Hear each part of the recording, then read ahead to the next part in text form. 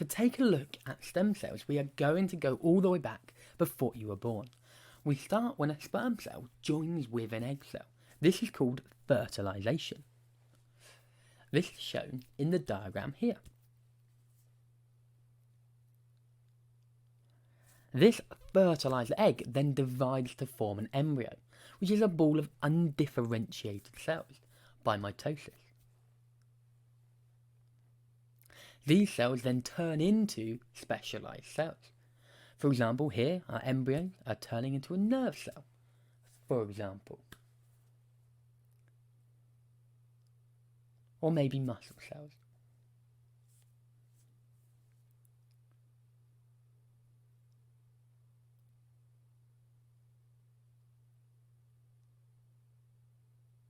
Going back to this embryo, this means that these cells are incredibly important. They are unspecialised and can turn into any cell. We call these stem cells. A stem cell is an undifferentiated cell of an organism that is capable of giving rise to many more cells of the same type and can differentiate to form other types of cell. More specifically, stem cells from embryos are called embryonic stem cells. These can differentiate into most different types of human cell. A second type of stem cell is an adult stem cell. Stem cells from adult bone marrow can only differentiate into certain types of body cell. Embryonic stem cells can differentiate into more types of cell than adult stem cells can. As I've said, an embryo contains undifferentiated cells that can turn into most types of cells. This has huge potential benefits in medicine. Therapeutic cloning is one example. In this, the genetic material is taken from a patient's cell, from the nucleus. This is then placed into an embryonic stem cell.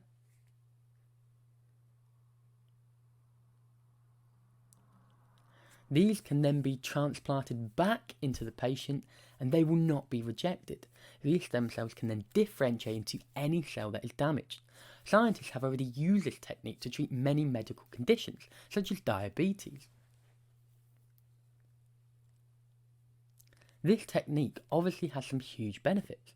Scientists have already used this technique to treat many medical conditions, such as diabetes, as I previously said. The cells will not be rejected, but it does have some issues. Some people have religious objections. Others think it's unethical that the embryo cannot consent. It also has a risk of transferring viruses. In plants, stem cells are found in meristem regions, the tips of the roots and the shoots. Throughout the entire plant life, cells in meristem tissue can differentiate into any type of plant cell. These can be used to make identical clones of plants quickly and cheaply. They can also be used to grow more plants of rare species. Also, plants with useful features for farmers can be cloned, such as if they have a disease resistance. This is a meristem region. You have now learnt about embryonic and adult stem cells, the advantages and disadvantages of using them in medicine and meristems. You'll find a summary of this information below.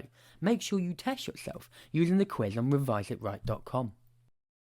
Why are we the best revision website out there? Well, because we have it all in one place. Revision notes, summary videos, longer, more detailed videos for topics you're struggling on.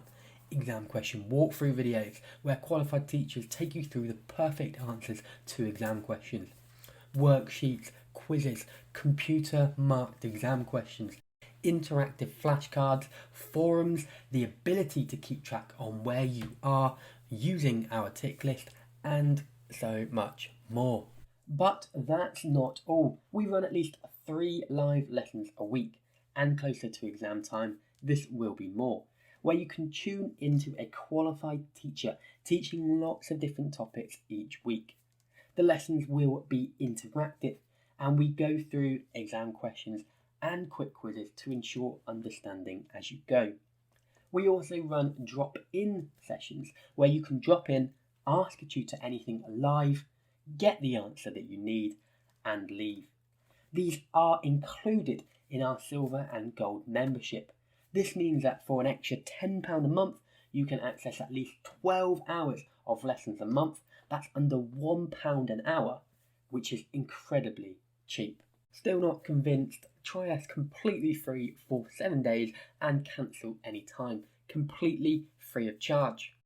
We offer this because we're convinced that you'll love us, so try us now.